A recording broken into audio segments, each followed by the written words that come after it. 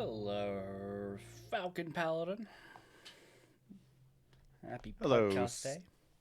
Yes, thank you, Somicron. Thank you for the welcome to another podcast today.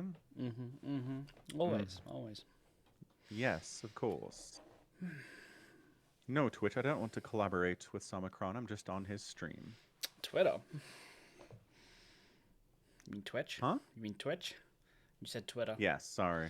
Yes, indeed. I did mean Twitch. I don't want to collaborate with Twitter either. That's fine. Yeah, fair. Uh, so, brand new week. Lots to talk about. Indeed, there is. Uh-huh. Have you now caught up on EWC? I did get the replay pack, But you haven't watched and the I games? cast a couple games from that. I have watched a couple of the games, but I haven't watched a lot of it. Do you know the results? I do know the results. Okay, okay. How do you feel about those results? Surprised? Uh, I mean, I am surprised at Classic 3-0ing Clem, 100% on that. That might have been the most surprising result of the whole thing. Mm-hmm. Especially considering Clem won this thing last year, and the fact that, Terran versus Protoss has been a really strong Terran favored matchup for the last year or so. Mm-hmm. But don't tell that to Classic, man. That is, he just kind of, 3-0'd Clem Uh-huh. and just didn't look very hard. Right. Another point to why that's kind of surprising, which is Clem in TVT plays Protoss, so he knows what that matchup is backwards and Yeah, front. yeah, So he should yeah, have something of an edge and not let himself get 3-0'd by Classic. right. But I think Classic's just crushing it Mm-hmm. at this point on a level that I don't think anybody really expected him to. Mm. I mean, he's been having a great last 6 months, obviously, and I Mm-hmm. think he was probably one of the favorites to win this thing when all was said and done. But yeah, for him to just kind of make it look a little bit easy against Clem of all people is like, Mm.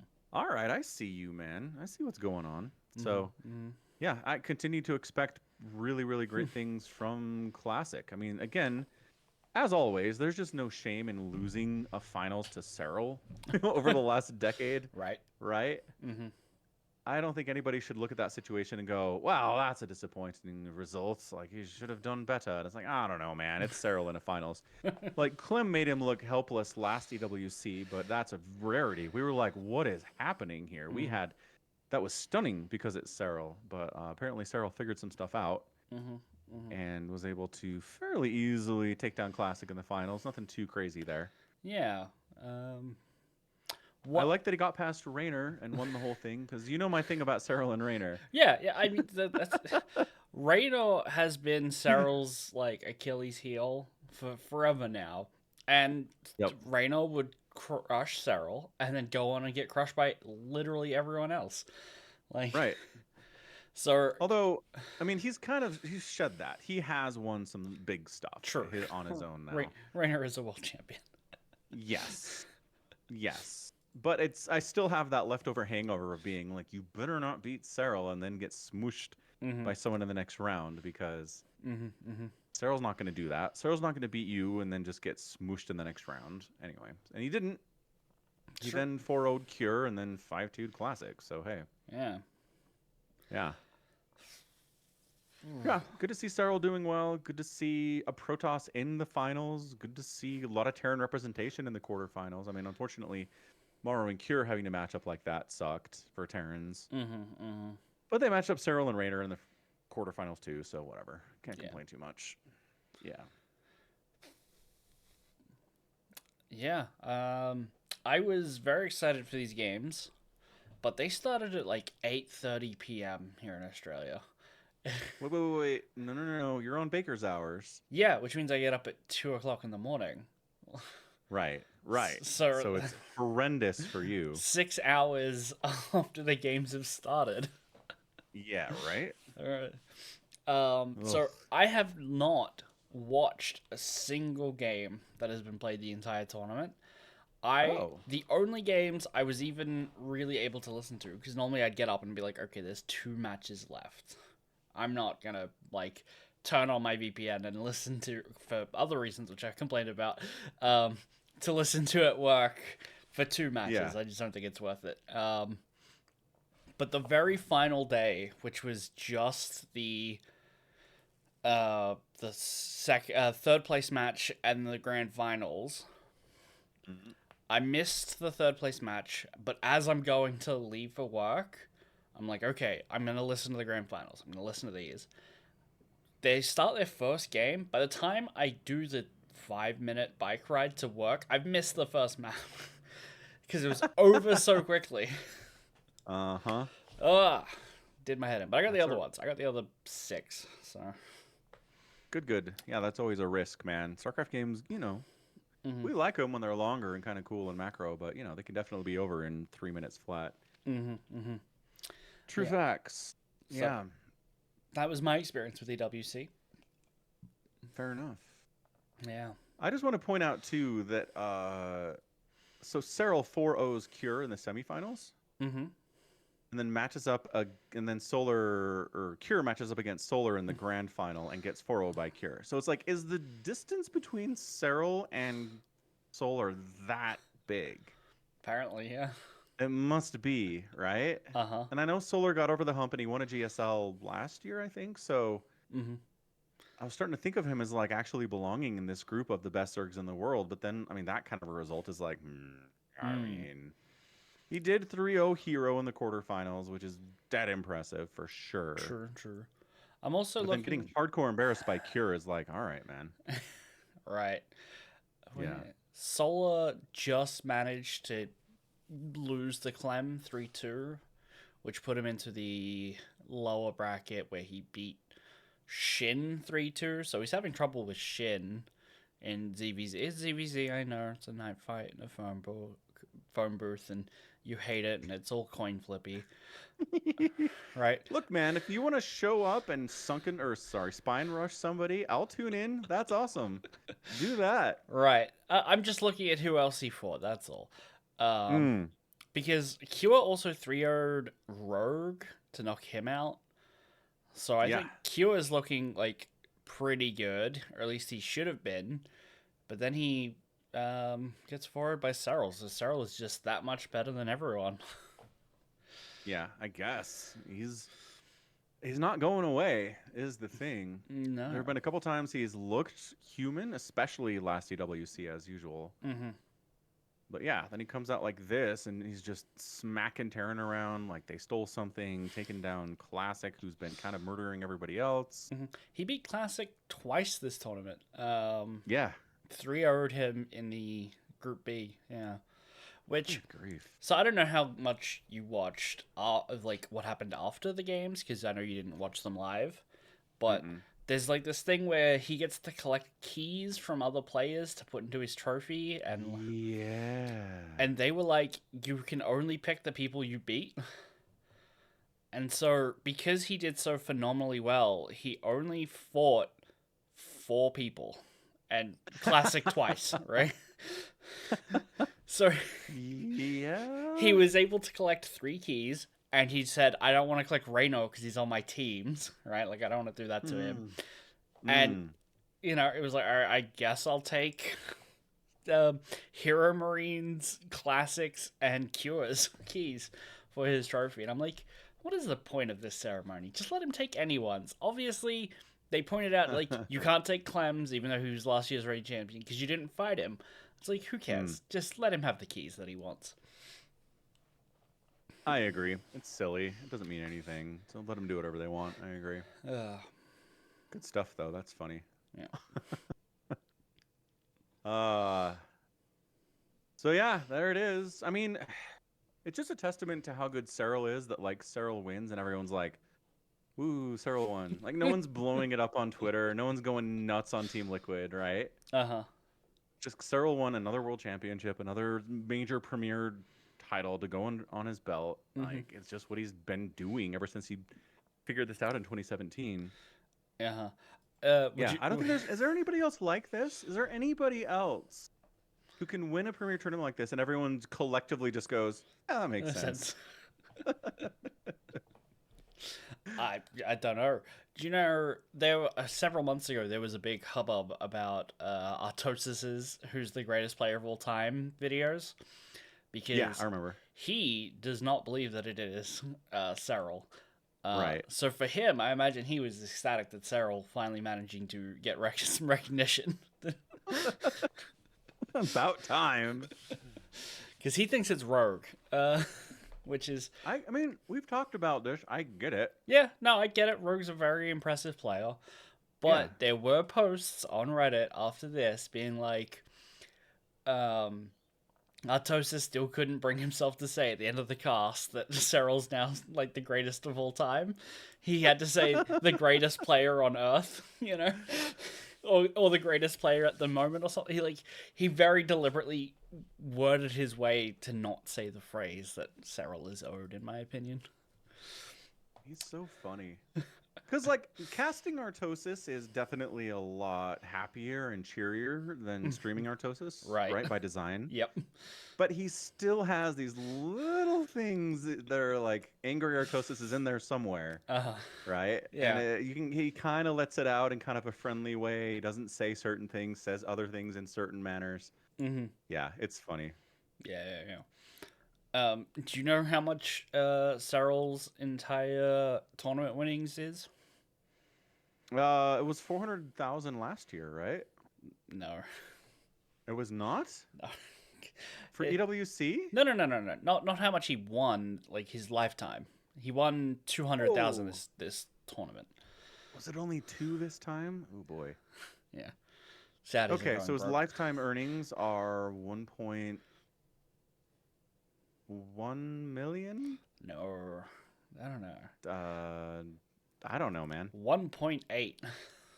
Oh, well, 1.8 million. that's pretty good. And considering Finland like gave him his own land and like gave him some crazy title, like And yeah, like a he's golf doing course. all right. He's doing fine. Yeah. He's doing fine. Yep. I still maintain this is one of the craziest stories in esports because, again, for a person not from Korea to become this kind of a dominant monster, and from someone who had 7 years of just kind of like being middling, he was fine. He wasn't great at macro. He wasn't great at late game. He kind of overused Lings too much and relied on them mid game, and it was just kind of like, right. From 2011 to 2017, there's almost nothing to really say about him. Like the way he played or his results. He was just one of the background EU Zergs. And then he just like, I don't know, discovered Adderall? I don't know. Well, I mean, what he did was he realized that the way to play Zerg is to play the way that Blizzard wants Zerg to be played, which is defensively. Like, every Zerg was like, I know we get creep and we get queens and we get speed on creep and we have all these great defensive weapons, but I want to kill the enemy fast. I want to get, because the Lings are fast and we can be aggressive with like roaches and speed and stuff. Because I want to play like a Korean who are like, hyper aggressive. Yeah, right? Yep. And then Cyril was like, well, maybe we should use all these tools that Blizzard gave us to just defend for 11 minutes, get up a massive economy, and then crush our enemies. And it's not easy. It's not easy to play that way, but he figured it out, and that's the Cyril playstyle. That's what he brought to StarCraft, was this. You try to harass him, no damage. You harass him on 2 sides of the map at the same time, no damage. And then eventually he just shows up with a maxed out army and he can remax it again on the bank that he's developed. And if you can't harass a Zerg and kill their bases and kill their drones, they're going to win 90% of the time. Yeah, so that was it. That's it. And it's just really funny that it took 7 years for somebody to figure that out. Nobody else was like, well, look at how this is designed. Look at the tools that Blizzard gave us back in 2010. Everyone's like, no. We spit upon your tools, Blizzard. We want to play our way. Which I understand. Like, that's how I want to play. I'd rather play aggressively than sit back and defend 37 attacks from a Terran player over 10 minutes. That's not fun. That is how you play though, because you want to sit back and get to ultras, like, and I you know, I don't successfully defend attacks though. If you show up at the right time, I just die. that's an excellent point. You don't want to attack for 10 minutes, but you also don't want to defend for 10 minutes. Correct. There you go. Okay. I, I feel like if you paired it with the defending, you'd probably do a lot better. I know it's hard. And I've been seeing this. I'm not. I'm just saying. Like the reason you can't just be like play like Cyril is because it's really difficult to do that. Remember a laser? A laser like 5 or 6 years ago was like, I'm gonna play like Cyril and I'm gonna level up. Mm-hmm. I'm gonna do this whole defend thing, and it was like, all right, laser, you got this, and then he couldn't do it. It's Right. like, I'm sure there have been other Zerg players out there too that are like, I'm gonna play like Cyril. Everyone, Yeah. every platinum Zerg on the ladder. Yeah, they're all. I'm gonna play like Cyril, and you know what? They go up to diamond, and that's where they stay. Yeah. Yeah. Good times. Good times. Oh, good. Someone just spammed the heck out of the Discord server. I will ban them real fast. Oh yeah. And they're gone. Yep. Oh good. It's been a while. I had someone come through and just like spam the crap out of the channels in some time. Been a hot minute. Yeah. Bye, Melissa. All right. Done. Excellent. But anyway, Cheryl, great. Yeah. Cool. Like, I don't have anything else to say other than like, who didn't see this coming on some level? Like deep down in your soul, you know there's a chance that this is just what's gonna happen, and when it does, it doesn't like. It sparks joy, but the joy is fleeting. It is. Yeah. It was just so exciting when Clem won it last year. It was. Everyone was hyped about it. I was hyped about it. I mean, everyone was so happy. So just to go from that to this, where it's like foregone conclusion .jpg is like, Right. Yeah.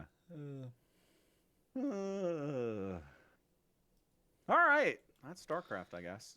Yeah, I kept seeing tweets where people are like, "Are you sad about the end of StarCraft 2?" And I was like, "Oh, right." I see a lot of like Reddit posts that are like, StarCraft only dies if you let it. Like, what are you guys talking about? I feel like they were saying it with such vehemence that I'm like, did Blizzard put out like an official end of support for StarCraft? Right. Right. Which no, they haven't. They have no like. They've not said that they're not doing that. No. Nope. They've got the Balance Council and they're doing stuff. One real quick thing about the Balance Council and the results of this tournament, like it's first, second, third place is Protoss, Terran, Zerg, right? Yeah. That's pretty good. Like if you're trying to balance your game and a major tournament everyone participates in ends up like that, you're like, well, we can't be sucking too much at our jobs, you know? Yeah. Yeah.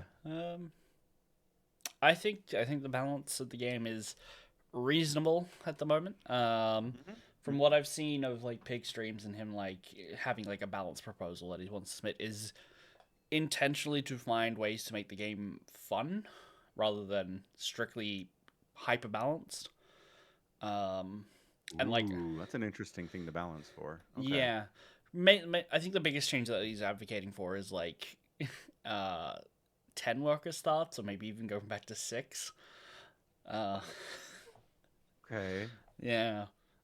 Just to slow the game down, let people actually play the game for a little bit longer than other than, oh, it's 3 minutes and there's a horde of lings at my door, you know? Right. Letting people maybe have some more fun, open up some build variety in the early game, that kind of thing. Yeah, I get it. Yeah. I mean, might be looking at Brood War a little bit and being like, so they've been on the, 4-worker start forever. I think it seems to be kind of working out for people. I think we should have a random 1d6 plus 1 worker start. You can start with 2, or you can start with 7. Just like insta loss. Yeah. Insta loss because your Oh. opponent got 7 and you got 2. Right, but you don't know that. You don't know. You gotta play You it don't out. know until you're dead in 2 minutes. Right. It'll be great. Perfectly balanced. Um, yeah, anyway. That's it for StarCraft, I think. I don't... Cool. That's it for StarCraft. Yeah. Yeah. What else do we The have? buzz about Fantastic Four has been interesting. I haven't seen it. I have, yeah. Did you see it? Yeah. You did see it. Yeah, I saw it You when it did came see out it. last month. Yeah. Oh, really? No. I was sitting here thinking, like, how far back could I say it came out in Australia before America that you would find believable? I believe you with a month ago because I'm still salty about this. You could have said 6 months ago and I'd be like, yeah, that makes sense. I saw it last year, actually. No, I saw it yesterday, last night. Oh, nice. Yeah. Okay. Yep. I enjoyed it. It's a good movie. It's perfectly fun. Okay. So I posted a video in the Discord about basically like a retrospective on the Chris Evans as Johnny Storm, that Yep. Fantastic Four, the one in 2005. And the Yeah, things it got Jessica wrong. Alba. Yeah, the things that it got wrong and right about the Fantastic Four, and it pitched the idea that the Fantastic Four are interesting characters who just kind of happen to have superpowers, and making the movie about how they get superpowers and then them being people with superpowers is the wrong way to approach it. And Okay.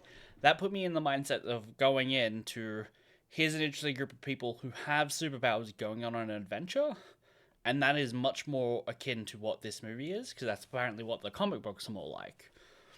Yeah, because you can only do the origin story once, and then from there, it's the adventures of the person you origin storied, right? Sure, but even in like the original comics, apparently they hand wave the origin very quickly. Like they move on from that very quickly. Yeah, because Uh, it's not interesting. They were in a spaceship and gamma radiation hit them and now they have powers. The end. It's like the Cosmic most radiation. boring origin. Yeah, it is. It's incredibly boring. Like I can understand why they didn't spend any time on it. Right, but the 2005 Fantastic Four is also like, well, what if Victor Von Doom was the CEO and he was there, and now they have to fight him because his powers make him evil, right? It Oh, right. Right. So it tried to incorporate his story as their origin, which didn't work. Yeah. And so this movie basically goes, we're going to show you it happening, or like how it happened. But a lot of it's kind of in flashbacks, or in like, there's this TV show, like the Ted Gilbert show or whatever. And it's like, we're here at the 4-year anniversary, and we're going to show you how the Fantastic Four came into our hearts and our lives and became our heroes. Right? Like, they're Yeah. the only heroes on the planet, because it's an alternate universe. Oh, that's interesting. Yeah. Okay, so no one else at all. No one else at all. Hmm. Yeah, and there's a couple of like nods and references to Doctor Doom. The Fantastic Four apparently put together like they call it the Future Foundation, I think, and it's basically the United Nations, and it's like everyone's come together to agree to disarm, right? And then the camera Yeah. pans and the like Latvia or whatever country he's from. They don't have a representative there. It's an empty chair. And it's like, ooh, sinister. You know. Quite Yeah. quite sinister, yes. But Yes. I enjoyed the movie. I recommend it. Good. Yeah. Yep. Okay. Don't know what else you want me to say without spoiling it. I mean, I already got spoiled on one plot point that I'm really out on. Uh-huh. So we will do a spoiler alert on the pod. Spoiler alert. Yep. Spoiler alert. Spoiler. Yep. So Sue Storm dies, Uh-huh. and then her seconds-old infant baby No. son brings her back to life. Her several-month-old son brings her back to life. Oh, okay, sorry. Several-month-old son brings her back to life. Yeah. Okay. So, also going into this movie, what I decided to watch yesterday, not even like intentionally to go back into this, like because I was going to go see Fantastic Four, I watched The Incredibles 1 and 2, which is Yeah, basically an homage to the Fantastic Four, and but it's better. it is. Like, It's better than all the Incredibles movies. 1 is better than any Fantastic Four movie, which is amazing. Yeah, and so is number two. Um, and in it they have Jack Jack, who's a superpowered baby that can do anything. They do. And so in this movie, we're introduced to Franklin Richards, I believe is the little baby's name. Uh-huh, uh-huh. Um, who I asked my brother, who is a huge comic fan, like reader, like, what's the kid's deal after the movie? And it's basically like, yeah, he's called like a reality shaper, right? Like Yep. he's basically God, right? So Yeah. he's Yeah. Jack Jack is very much like him, that he can do anything that he wants. And the movie, No, no, no, no. Jack Jack has very specific limited powers like bursting into flame and using laser vision. or possessing a This house. kid possessing a house. Yeah, in the movie in Incredibles 2, he like turns into a ghost and possesses a house. And they have to use like a scanner to find out which room he's specifically haunting and offering him cookies to turn back into a baby. Like the what Jack Jack can and can't Hmm. do, I think is very ill defined by the end of the movie. What he can Okay. do on command and when offered cookies is well defined, but like the upper limits of his power might go a bit further than what we're all thinking. Maybe, but they don't base the story around the concept that this kid can do anything and he's God. Whereas in the Fantastic Four universe, he's very specifically given those powers. Yeah, and much of the movie is about the kid, kind of as a MacGuffin almost, but like he's a Hmm. um. It makes sense that the kid has powers in the movie, and Yeah. I think No, it's I like it's I don't mean it makes sense as that like, well, the Fantastic Four had a kid and obviously they have twisted DNA, so why wouldn't the kid have twisted DNA? Like oh, it makes sense like that, but also much of the movie's plot is about the kid, right? And Sue Storm being yeah. pregnant, right? And so when it happens, it doesn't feel out of left field. Like, oh, this kid's magic, and they just Deus Ex Machina to revive it, Sue Storm. Like that's not what happens. Like Okay. the movie works for this. Um, Yeah, in general, I don't like the idea of a character that is God, that can shape reality to any way that they wish to, and that in future stories you have to kind of nerf them because otherwise, what's the point of your story if there's someone with this much power? mm-hmm. Not a huge fan of that type of character in general, and making one a baby is extra dumb to me. That's all. It's just a personal thing. Sure. I mean, okay. Okay, that's Yeah, it. yeah. Um,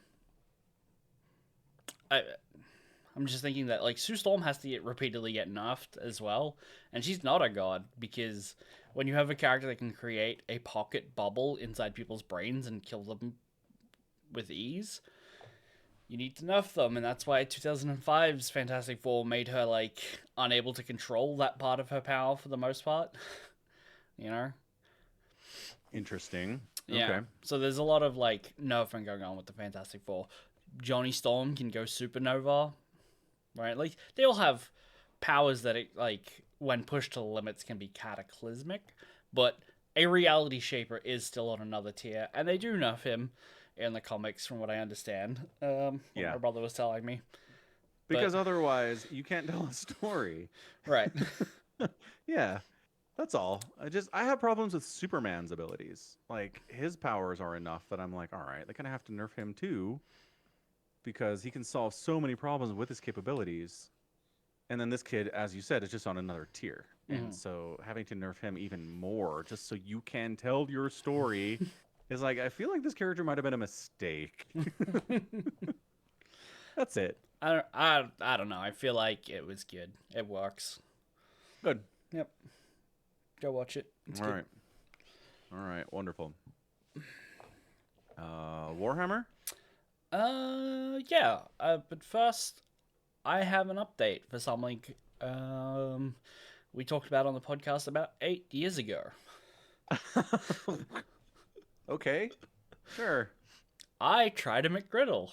They finally have them here. Oh, dude, I cannot believe it took them that long. Yeah. McGriddles are amazing. As someone who on my weekends gets Mac as breakfast probably at least once a week, right? Like every Yeah. weekend. Yeah. The McGriddle feels like too much. Right? Oh, Eh, I mean, I get it. I get that. I get that yeah, reaction for sure. Cause yeah, it's omelet, egg, bacon, and then cheese, and it's on pancakes as like, and like they're not even the same hotcakes that the Macca's usually has. These were like thick and these are like individual. thick syrup infused hotcakes. Yeah. Yeah, man, it was so good. They're so good. They're a bit much, but they're good. Oh, they're good. Yeah, I have one like every 3 months because I'm like, I can't have these all the time. I'll die. Right. Mm-hmm. Um. But yeah, they're good, man. So yeah, Woof. that's my update.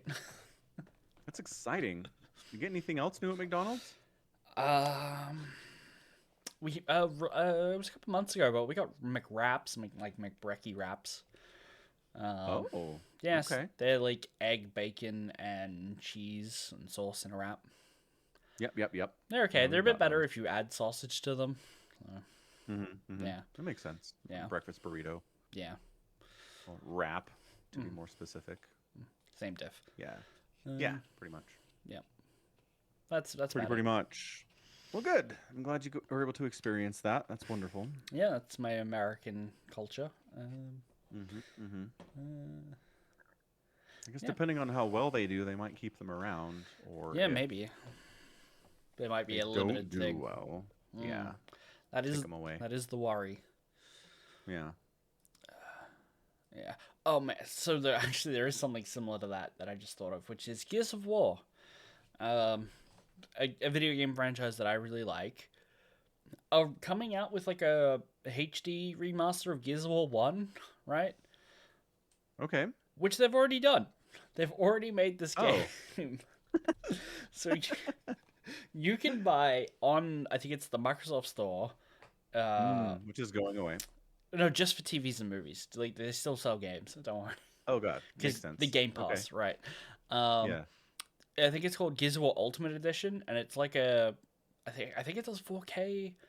It was basically a remaster of the Dang. first game, but it came out, I don't know, 8 years ago maybe. Like it's been out for ages, and it's the first game with the deleted chapter that didn't make the final cut of the game when it came out. So it's got bonus content, and I've been sitting here waiting for them to re-release 2 and 3, and they're doing 1 again.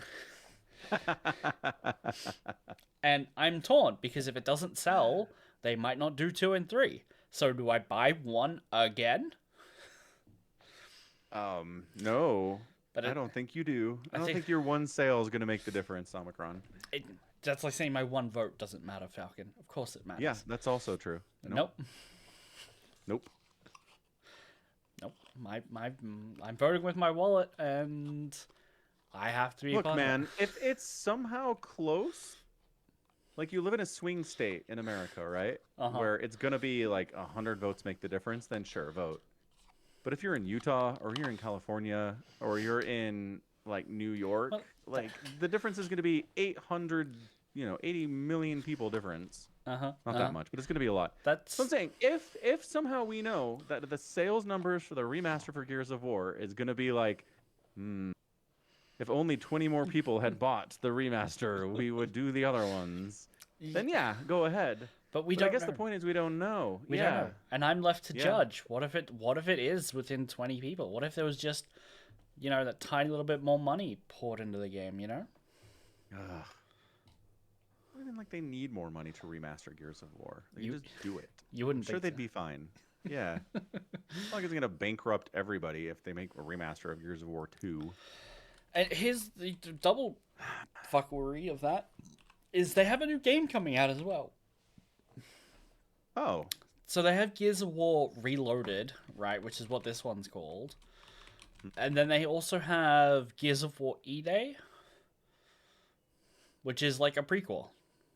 And so, do I need to buy both to show my investment and willingness to get the remasters I need that are only available on the Xbox 360? Like, if I want to play these games again, I have to emulate them or stream them from the Microsoft Store on the Game Pass. And let me tell you, streaming a game sucks. I don't want to do that. It's no fun. Not good. Yeah. I'd hope they'd have figured it out by now, but apparently not. I did it a little bit with Fable 2, and I mean, it worked, right? Like you could play a game. I wouldn't want to play a shooter or something like Yeah. this hyper reflex or twitch skills based, but it'll work for other games. Certainly. Yeah. Certainly. All right. All right. That's all I got. That's me tapped. Warhammer. So to the Warhammer we go. Warhammer. So if you're here last week, you remember that we spun the wheel of fortune and we came up on what we initially thought was a book about the Tau. What I added And to we were both like, hooray, a book about the Tau. Some Xenos representation. This is great. Yeah. Yeah. And then on the pod, I grabbed it and read some stuff and was like, wait a second. Not Well, only- this book is named Firecast. It is not a book about the Tau at all. No. They're in I it, mean, but a like tiny bit. There are some Tau characters.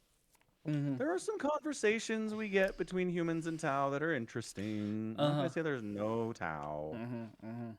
So But this is very much an Imperial Guard Commissar book. yeah, this book is called Firecast by Peter Fehervari. I hope I'm pronouncing that correctly. And I'm going to be honest. Here's my experience with this book.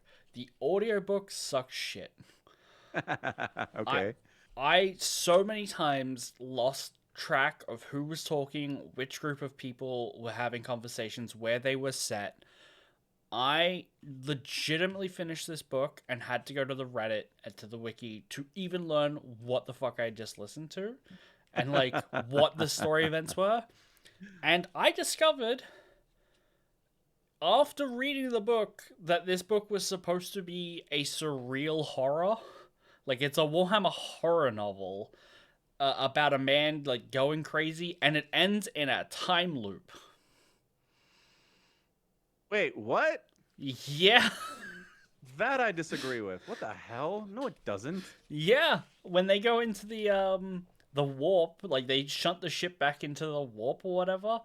Yeah. It apparently creates the warp demons that they find at Trinity, and that's what like it causes it the own events, like it causes itself that kind of time loop. Oh, all right. I guess I can see that. Yeah, that's apparently how it's supposed to be interpreted. Yeah, I don't know. I'm half tempted to pick this book back up on Kindle and give it a proper read just to try and get it, because the bits where like the story just plays out linearly for a while totally makes sense, right? Like the prologue where there's a bunch of conquistadors who are maybe going to run away and join the Tau, are then hunted down by like a crazy commissar. Very, very fun read. Like the bits where the book is legible, great. Really love it. Where it suddenly swaps between two different people who sound the same, who are written the same, but are in two different places talking with different people and have different goals. I couldn't keep track of it. I really couldn't. And I spent the last 5 hours sitting here in this chair listening to it, not while I was normally listening to an audiobook, which is at work, and I'm distracted by doing worky things. Yep. I was giving it my undivided attention, and I couldn't do it. Yeah. I mean, the written word is the same way. He very much swaps between scenes and characters, and yeah, everyone's pretty samey. A lot of people are very samey. Mm-hmm. And so, yeah, it was hard for me to keep track of reading the printed words on my Kindle app. Absolutely. Yeah, it's not very well designed that way. I also would like to complain that it feels like the first half of the book is just like, Fedra is hell. Yeah. Look how terrible it is here. And it's like, wait, I get it. The planet wants to murder everyone who comes onto it. And it's got a lot of ways to do this. And I understand. And it's like, and then these guys are going through the swamp. And a giant insect grabs a guy and takes off with him. And I'm like, I get it. This place is terrible. Right. Please stop. Yeah. So There's so much. I was like, if this is all the book is, it's like this planet is entirely inhospitable and it sucks to be deployed here. The end. I'd be like, all right, I'm gonna hunt this guy down and like firebomb his house. oh, The that worst though. book, Let, the worst Warhammer book I'd ever read. let's not even in jest pretend to give authors death threats, okay? No, I let him evacuate first, but Oh, that his house would burn down. okay. It's awful. Ugh. I was honestly so mad. But then he's like, but actually, there are characters doing things in this book, and there's a story here. And I was like, okay, fine. Good. Thank you for actually having a story in this book. Okay. Try to summarize the story for me. Okay. Yeah. Okay, so there's this planet Phaedra, which is again hell as hellacious as any planet I've ever read in Warhammer. It's Vietnam, the war zone, the planet for Warhammer.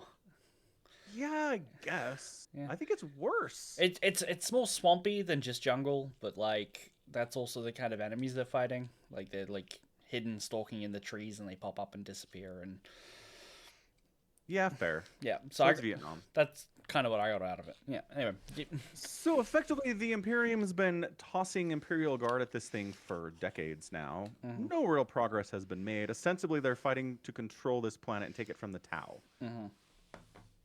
Okay, so it turns out that in the end, both the Imperium and the Tau are kind of like, you know, all that's keeping us from all-out war is Phaedra. The fact that we're fighting here is keeping our empires from really going toe-to-toe, blow-to-blow, and neither of us really wants to do that right now.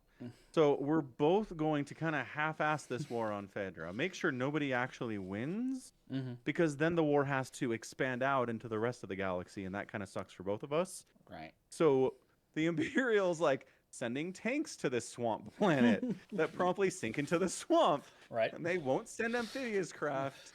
And like they're just intentionally tanking this whole thing. And the Tau have pulled out most of their own people. I think at one point it said there's like maybe 1,000 Tau left on the entire planet. And the way they're fighting the war is just by turning disaffected Imperial Guard to fight against their own people. Right. Which it's kind of great. I kind of love that. It is.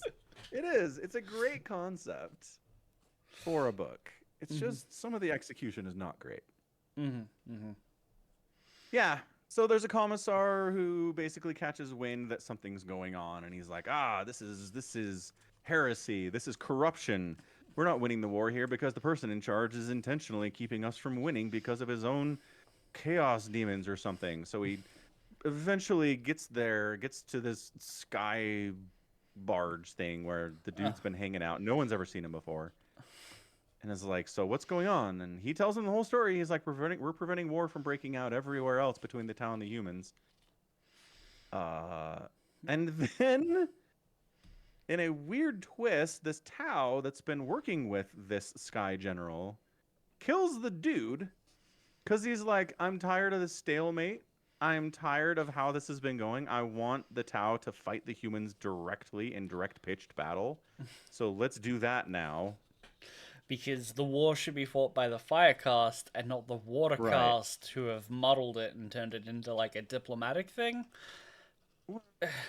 Diplomatic, you mean converting enemy soldiers to fight against their own people? Well, I guess that's diplomatic. Well, no, I mean diplomatic is that it makes more sense to that they come to like an agreement. Neither of them are going to win the war. They're just both going to kind of half-ass it. That kind of diplomatic, not like the turning Imperials guard regiments to traitor. That's like a thing that happens like all across Tau space in those conflicts. Yep. Here, the Imperium's kind of like tacitly approving of it because it's like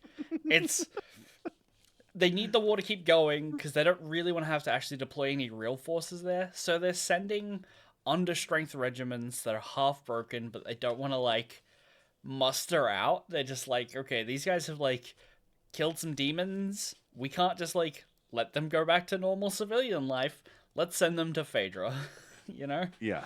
Where they will die. It's nice and clean. Or go fight for the Tau. We don't care. Right. They'll either die to the swamp, right? They'll get like rot gut or whatever, or the Tau will offer them like a slightly better way, and then they'll have to fight the next group of guys to be sent down, right? You know? Right. Right. So then the sky barge gets sent into the warp without a Geller field Uh huh.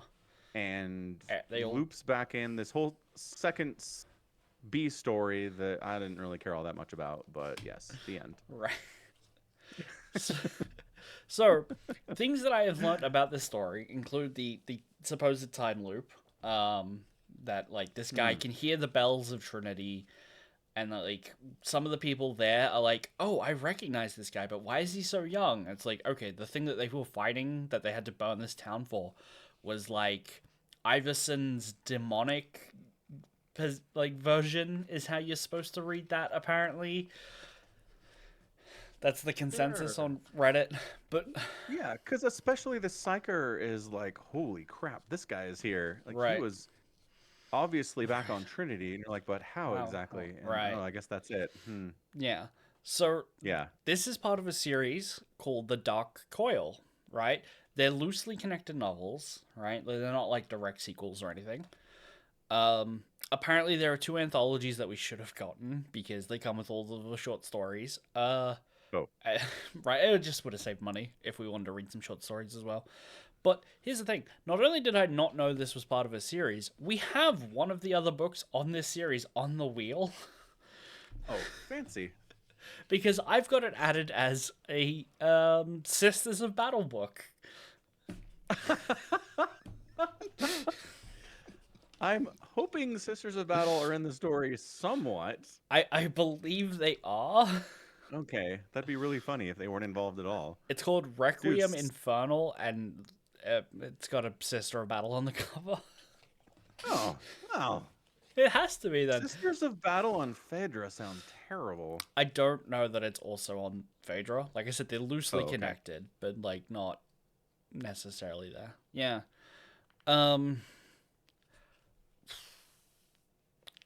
I don't have anything else to say about this book, Falcon. I mean, I did kind of like the Tau that was sort of ostensibly in charge of the Tau, Mm-hmm. just kind of by default because the previous leader had been killed or something. Right. Him having conversations with the human he's got captured, right? Mm-hmm. And he's basically kind of offering cooperation between humanity and the Tau. He's like, Right. you've got some weaknesses and strengths, and we've got some weaknesses and strengths. And if we work together, Mm. I think we could be a giant force for the greater good in the galaxy, right? Right. I do like how that comes back, and the guy basically has the thought, if better our evil empire than yours, right? Yeah, yeah. And he's like, listen, Guela, your species is sick. So, uh, people finding Well, like hate as their motivating force. There's the one town who's like, maybe there's something to this hate business, and the greater good isn't all that all it's that, you know. yeah. Um, Well, and that super zealotrous oh, trooper right, yeah. who starts talking about blood for the Emperor, and I'm like, is Korn here? What's going on? I expected something to happen with Korn, and nothing happened with Korn, so I was No. like, cool, that's neat. So there are just like times where emperor worship looks a little chaosy, and that's like one of them. Okay. Yeah. Zealots might start raving about blood for the emperor, skulls for the golden throne, that kind of thing.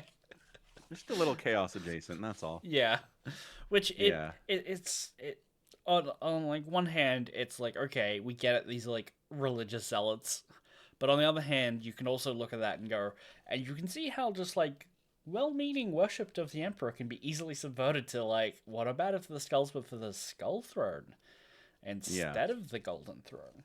Like, Yeah. why If you're enjoying all this blood, what if it was blood for the blood god? Right. Yeah. And so maybe the Emperor had an idea with like, hey, maybe we don't tell these people about chaos powers and don't worship me as a god. You know? Yeah. Yeah. Not wrong. Yeah. Not wrong, it turns out. Yeah. Um. I do like that the Tau is it just explains we are unaffected by this weird connection to chaos that humanity has. Right, and the And then soldiers he like, gets first-hand experience with the connection to chaos that humans have, and is like, "I'm out. This is too much. You right, guys are really, really screwed up." And I yeah, was like, fair, honestly. fair, yeah. You guys, like, we don't suffer this soul sickness, and the guy's like, well, that's because the town don't have souls. You're Xenos, you don't have souls, and he goes, well, maybe souls is like, it's not worth the price to pay to have a soul. Then, maybe being soulless is a good thing. That was a good line. I was Yeah. like, maybe it is, honestly. Mhm. Yeah. Uh, Yeah. Okay, so remember we talked last week or a couple weeks ago about how the Inquisition mhm. and the potential of random members of the Imperium to burst out into demon form and start killing everyone? I feel like that's a conversation we've had. Yeah. Yeah. And so this happens in this book. This poor, like, not even a psyker, Mm-hmm. this poor random trooper who has some sensitivity to the warp, Mm-hmm. and the resident psyker is using him to transmit messages through the warp to his, to the guy in charge. Yeah. He eventually is a conduit for a demon to explode onto the scene and start killing everyone. Mm-hmm. It's a thing that happens. Okay. Yeah, because I don't know. I feel like we talked about this, and you kind of downplayed that never happens. Like, Well, that exact scenario is not something that happens. Well, I think my point might have been it's not something we see a lot in books because we see a lot of psychers in, say, Dan Abnett's Inquisitor cycle, where Eisenhorn's a psyker, and who's the Telekine? I can't remember her name. Ravenor. Oh yeah, Oh. Ravenor, but no, the actual Telekine. Patience Kiss, like they're all psychers, Yeah. but we don't really ever Yep. see them be like, oh no, the psychic power is becoming too much. If I don't get this under control, I'm gonna become a conduit for a demon, right? Unless it's like, Right. so my point might have been in novels we tend to see psychers as people who have control over their abilities, and we don't really get that, but it's like a thing that happens. It is. And here we get that. We get a guy We who's sure do. can't Right in control- the middle of this, like, really important mission to steal a spaceship and get up to the sky platform. Uh-huh. All of a sudden, demon. And everyone's like, oh, shit. Yeah. Yeah. That's all. Fair enough. yeah. Okay. I do like that the Arcan Confederates or have these like poor man space marine suits of like clockwork armor. And like I thought that was neat. I was there's a lot of talk of like neat. These people are like maybe kind of wealthy, like they have nobles and like some outlanders, like a lower caste system or something. And there's a lot of talk of them like personally financing their own military gear so that they've got better stuff. And like all of these noble guys are like they have clockwork armor that's like vaguely power armor. I thought it was neat to see. Neat. Yeah, kind of neat. Yeah, I think so. They've got little knights too. Oh, the Sentinels. Like... Yeah. They're like little ATSTs. Yeah. Yeah, totally. They're totally chicken walkers. That was pretty cool to see for sure. And did it seem like everybody who was from that planet had extreme rage issues? Oh, yes. Like every single one of them. Like they could rein it in, but like every single one of them, given the wrong prompting or the wrong situation, were just ready to go 10 out of 10 anger all the time. All the time. Yeah. Yeah. Yeah.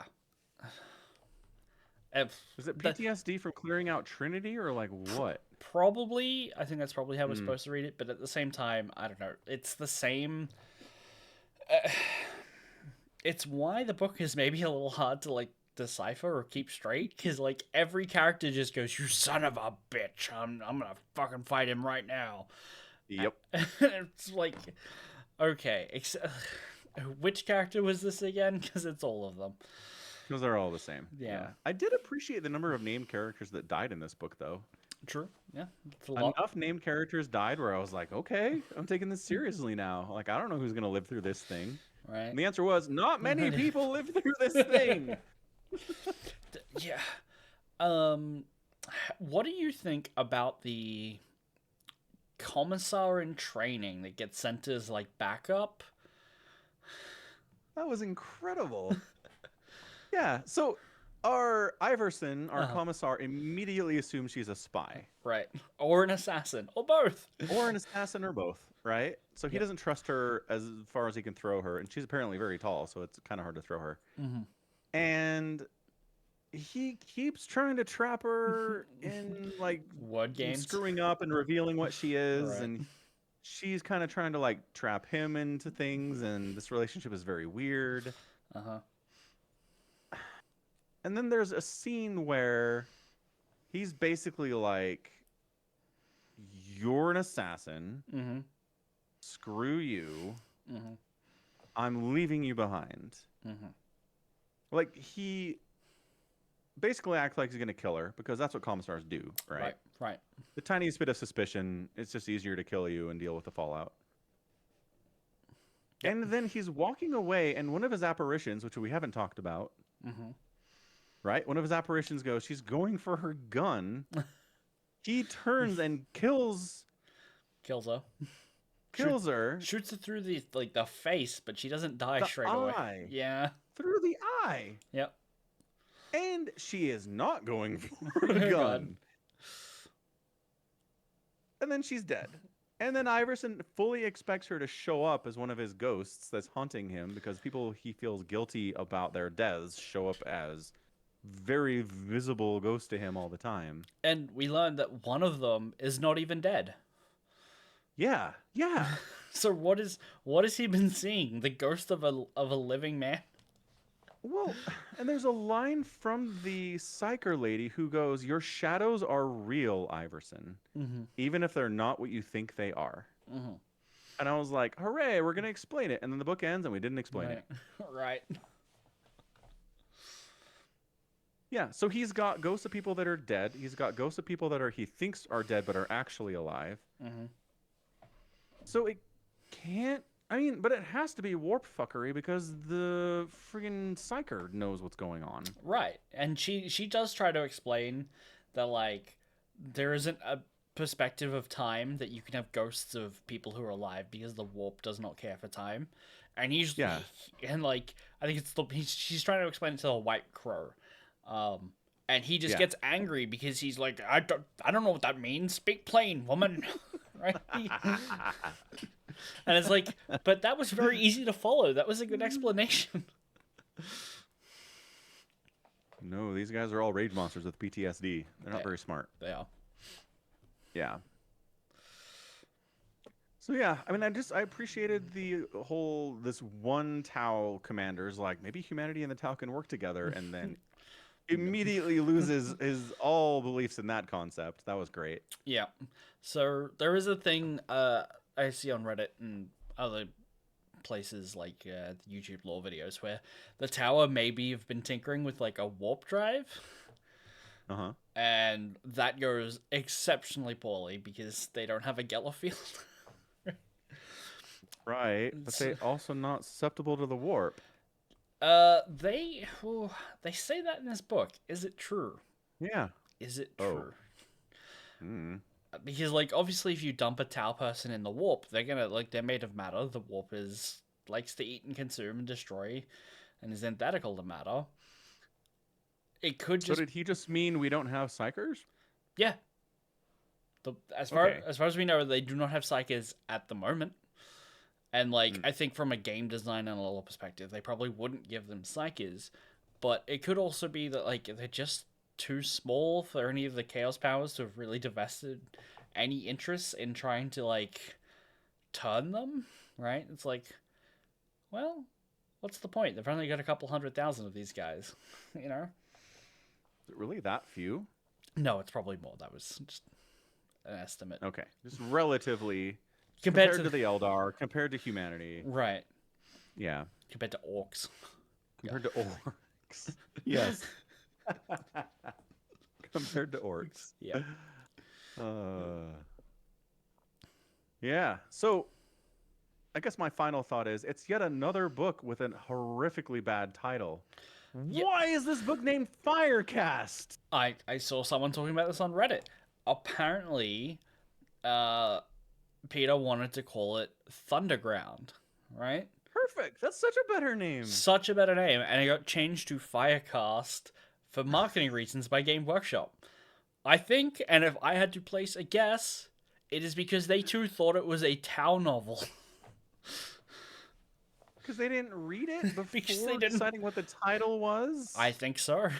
Because I did a little looking into it. Might have been Peter Favre's like one of his first novels that he's written for the Black Library. Like he wrote some short stories and stuff, but this was his like first full novel. Okay. And so they were like, I don't know, taking a risk on it. Wanted to like convinced him that like for marketing reasons they should market it as something that like people were already able to recognize. Like we know people knew what the Firecast was, and that like that meant Tau, but Thundergrounds meant like what does that mean? And they have to read the book, and they can't read the book to know what it means before they buy it. So you got to make it something that they recognize. Whatever. That's yeah, I know it's ridiculous, but I yeah. know, it's dumb. Blech. Yeah. And it tricked you well enough into thinking it was a town book. It did. It did. Amazing. All right. Whatever. That was a fine book. It improved immensely over the second half, I will say. I do think a lot of the character work is good. Mm-hmm. The battle scenes are pretty interesting. The fight with the crew was interesting with their dogs.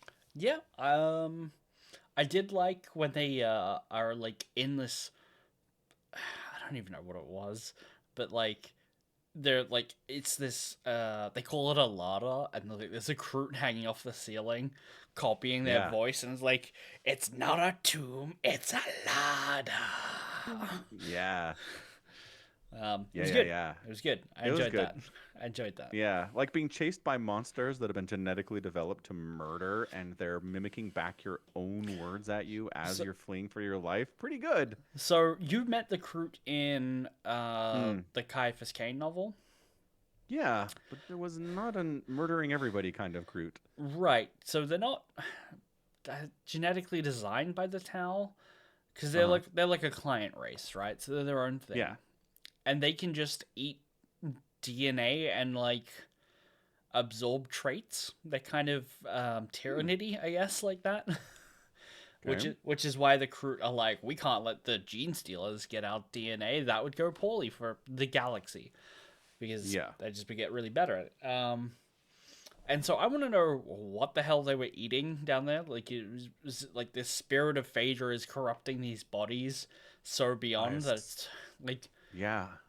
there's I no assume that's it. It's Phaedra. that's like it sounds like the book just doesn't give you answers, but I don't think you need answers for something like that, and that's the kind of horror element that I actually really like, where it's like, oh, this thing is twisted and warped, and it's coming to eat these people, and Yeah. we're not going to get all the answers for that, and it's nice sometimes to not have the answers. It is sometimes. Yeah. It's a bit of world building, make you wonder about stuff. Mm-hmm. Yeah. So, are we ready for the wheel? We're ready for the wheel. Have you vetted the wheel so that what we think the books are, the books are? I mean, I've read most of the books on the wheel. Yeah, that was the case last week too. And then you got tricked into having us read not a Tau book. Yes. So like I said, I've read Okay. most of the books. Fine, whatever. Just spin the wheel. Come on, Night Lords. It's not Night Lords. Oh. It's the Chronicles of Uriel Ventress. This is Ooh. a classic series. Let me. It's a space marine. It's a Space Marine. It's a Ultramarines novel. So you might want to be able to see if you can get, The basic boys. yeah, there might be an omnibus that you can pick up. There might be. I don't know for certain. The Chronicles of Uriel Ventress. Yeah. I have a volume 1. Mm-hmm. How many volumes are there? Um, Oh, there's 2. there's 2, and I think there's 6 books, so there's 3 in each. I think. Yeah. Got So it. So 3 volume. books for $20 is not bad. It's not bad. So is a collection of short stories in the Ultramarines novel series by Graham McNeil. Reprints of the Ultramarines omnibus, including Leviathan short story and Consequences short story. Does it not contain a novel then? That's if it doesn't contain the novels, that's we don't want it. Okay. Um, does it say what's in it? I'm trying to see. Because the first book, I believe, is called Nightbringer. Okay. Yeah.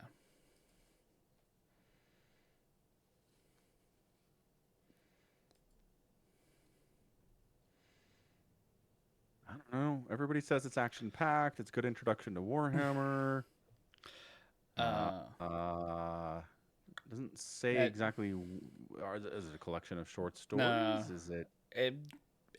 From what I'm reading on the Lexicanum, the omnibus is just short stories. Okay, so I have the Uriel Ventress Chronicles Volume 1. It doesn't say it's an omnibus.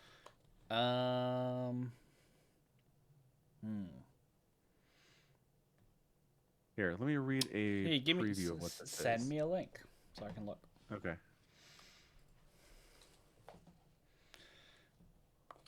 Biggest URL.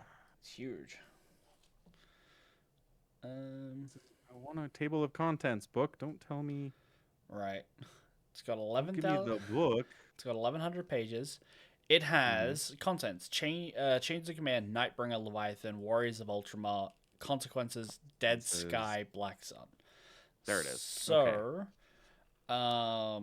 what is, the order for the books is Nightbringer, Warriors of Ultramar, Dead Sky, Black Sun. So it has the first 3 books: Nightbringer, Warriors of Ultramar, and Dead Sky, Black Sun, and some short stories. Cool. Yeah, This'll work. That'll work. Right. Which I guess locks us in for 3 weeks for at least 3 books. Yeah, it looks like it. Yeah. So this is one of the ones that we could do all 6 books for 6 weeks straight, or we can just leave it on the wheel and come back to it after the first 3. Let's do the first 3. Yep. Yep. Okay. Yep. And collect. Have I? Oh. Yeah, so this is Gray McNeil. It is. Writing Ultramarines. When did the first book come out? Because it was a while ago. 2002. So this is Ultramarines written from a while ago. Over 20 years ago, yeah. Yeah.